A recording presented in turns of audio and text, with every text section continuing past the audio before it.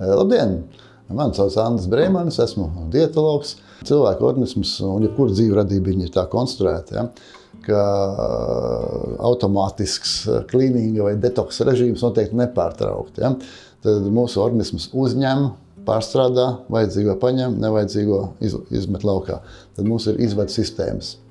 Plaušas, āda, nieres, zarnu trakts.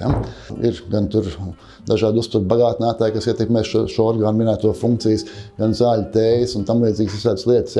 Ir attiecībā uz šādu te varbūt tās arī tukšās dienas, kad ir tā kā badošanās, jeb fastings, ko mēs varam nosaukt, kur ir dažādas šīs filozofijas. Tur ir variants reizi nedēļā tukšo dienu, 12 stundas dienā, 12 stundas naktī neēd, tad 24 stundu režīms būs. Ir pa stundām, kad 8 stundas diennakts laikā izmantojušanai un pārējās tā kā neuzņem pārtika. Tie ir tādi dažādi veidi, kā sev var uz to mudināt, kā bišķiņ kaut ko tur optimizēt un ne tik daudz izmantot savā ēdienkartē to nevēlamo. Un pie zināmas kārtības līdz ar to turēt.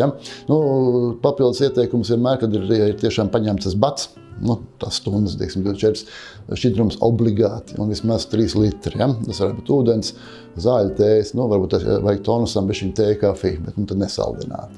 Varbūt bišķiņ citroniņu piespiežot ko tādu. Ir cilvēki, kas taisa arī garāks badu turīts, 7 dienas, pat 20 dienas, 30 dienas. Tur jābūt jau zināmām priekšzināšanām, kā uzsākt, kā iziet no tā bada. Jāpakonsultējas ar speciālistu. Un arī tur ir būtiski šī šķidruma cirkulācija, lai būtu aprit, lai tiešām tās vielas, kas veidojās badošanās laikā, tur organismam vielmaiņa bišķiņ pārkārtojās, lai viņas nierīces spētu veiksmīgi funkcionāli izvadīt. Ieteikums no dietas ārsta, no dietologa puses būtu tomēr rūpēties par ikdienas tīrību. Nevis sestdienas talks principu, ka reizi 2 reizes gadā ko patīrīt, bet par ikdienas kārtību.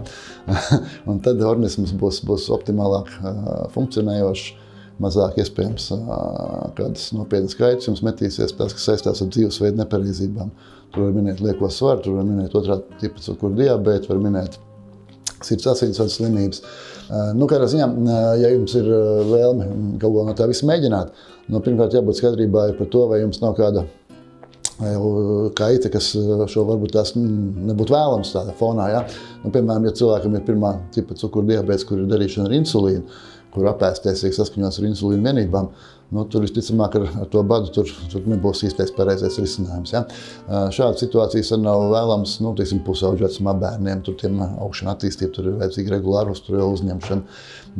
Ir cilvēki, kam ir bijuši iepriekš dzīvītē tāda lieta kā ēšanas traucējumi, kas saistās vai ar anoreksiju vai bulīmiju vai ko tam līdzīgi, arī tur nebūs vēlams.